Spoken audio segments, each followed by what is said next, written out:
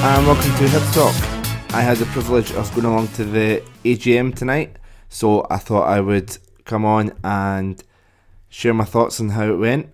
Quite enjoyed tonight. It was a good night. I was hoping for overall it to be a bit more positive because of what we're how things have gone compared to the previous AGMs where it's been doom and gloom because we've been in the Championship and before that the relegation. But started off with the introductions. It was obviously going through all the directors that were there. There was a round of applause for Sir Tom Farmer, who was in attendance. Big round of applause for Neil Lennon as well, obviously with the team doing so well at the moment. And then I have to say, Rod Petrie, as he was going through his introductions, I was quite surprised how much of he was actually quite a poor speaker. I expected, such an esteemed businessman to be a very confident speaker, but I could tell he was actually quite nervous standing up there, and it's not the first time he's done it as well. So, but anyway, probably being nitpicky, which we'll come back to. Tracy and Frank were also in attendance and were introduced by Rod, and could have chose some better words. Obviously, with the Tracy and Frank will be the first to tell you there's been some controversy over the things, especially with the Rangers thing, but he went on to kind of back them up a bit more, but I think he could have avoided that, dealt with that topic. I know it's messy because everyone's got different opinions, but they then went into talk about the AGM, which lasted about 3 minutes in total, the actual finance part of it. Overall a loss of, it was like 270,000 roughly or something, but it was all because we're in the Championship, no brainer really, and all that'll kind of be alright now that we're in the SPFL. Premier? I don't know. Now that we're back in the top flight, that'll not be an issue going forward, which is good.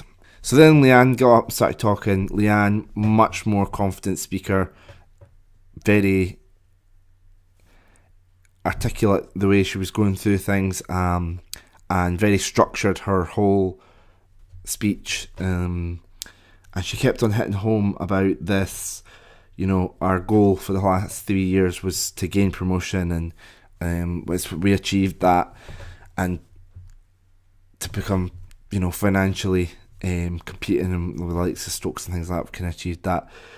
So she started hinting at what our aim, or what our goal is to be over the next 3 years, and she couldn't go into the ins and outs of all the details. Some of that has to be kept behind closed doors, which I'm a bit funny about. But anyway, the 3 key points that kind of came away from it were Europe on a regular basis, and not just, getting into the first round and getting knocked out, but actually competing into the later qualifying stages and maybe even the group stages. And that means competing up high up the table or winning the Scottish Cup. And that's something that we need to do on a regular basis, and that's a highly ambitious aim. She admitted that, but we have to aim high. We're at a club like Hibernian when we've got all the infrastructure in place that we do.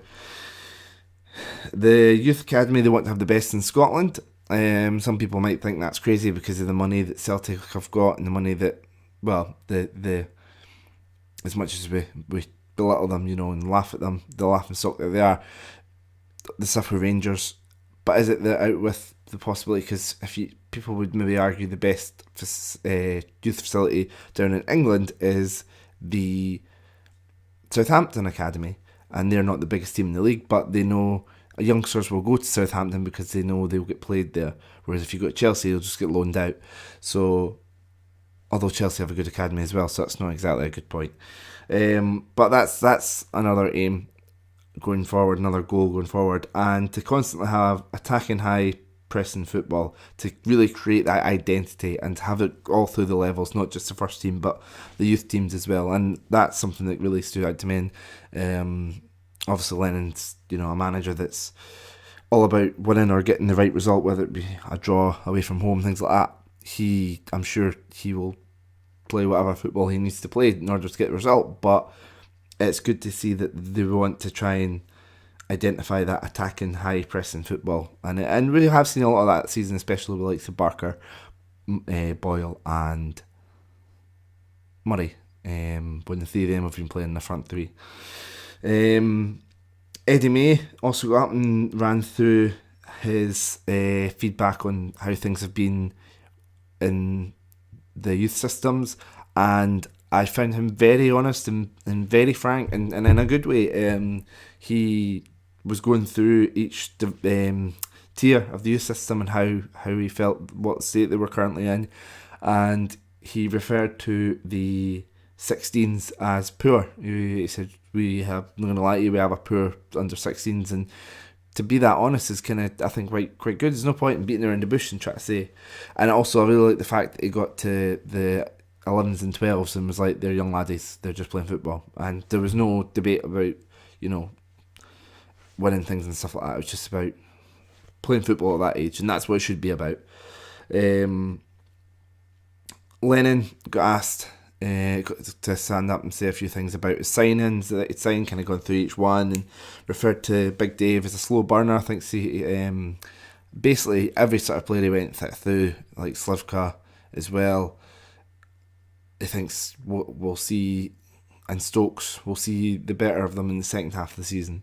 So hopefully we get them coming through as if there were new signings once they've settled in. Some fan questions were then asked, and we had some really good questions. Some maybe some nitpicky questions to do with, I know it has been a bugbear of a lot of people, like the short corners which came up, which Lennon came back with very strongly, saying about, he knew his facts. He was saying, well, actually the average was people only score for 3% of corners, and we've already scored 4 goals from corners this season. And he knew his facts about, okay, we might be doing that, taking them differently, but we're still getting results, and we don't want to just whip it in and then just have the ball headed away and not beating the first man. We don't have good enough players to put the right delivery in, so we'd rather try it a different way with skillful players like Barker and stuff. So it was a very educated response. And towards the end, like I said, overall it was a positive night and a lot of positives to take away.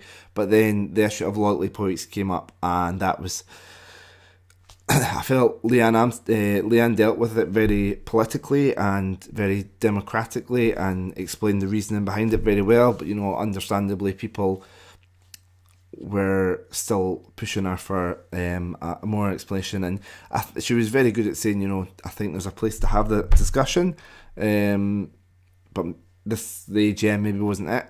Maybe having a supporters group meeting and actually sitting down and having that as the main agenda rather than just in a Q&A where there's no preparation for it. So yeah, that was good. And then they gave you the option to kind of stick around the gallery afterwards and have a chat with them, and I was fortunate to have a good chat with Rod and speak to him about how things have been since moving over to the non-executive role.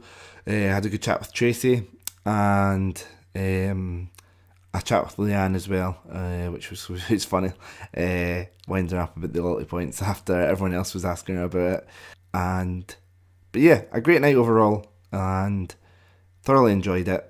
Excited to see where this club is going in the future with especially Leanne at the helm, and with the likes of European football, the youth academy, and the attacking football being the three key goals going forward. I couldn't have really picked 3 better ones myself. I'm excited. It's always exciting when a youngster comes through attacking, high pressing football. I'm not a Liverpool fan, but I love to watch them, and they played exactly that. And competing in Europe, we would love that, especially if it means we're competing high up the league or winning the Scottish Cup again, which I think we all enjoyed just that wee bit last time. So I've been Gavin from Hibs Talk. The podcast is up on SoundCloud and Spotify if you want to. No, Spotify? No. SoundCloud and iTunes and other platforms if you want to check it out. We preview the Celtic game, and we have the debate about Stokes or no Stokes. When does the starting 11 play better? What does he bring to the table? Is he a bad egg? These sort of things come up, and it's actually quite I'm just sort of hosting the thing. It's more Steve and Dave that kind of battle the argument out, but it was a really good, interesting debate. So listen to that and let us know your thoughts on that as well. And obviously you'll find us on Twitter and Facebook, and like, subscribe, all that sort of stuff. So we will be back next week to review the Old Firm games and preview the Aberdeen game. Thanks again, folks.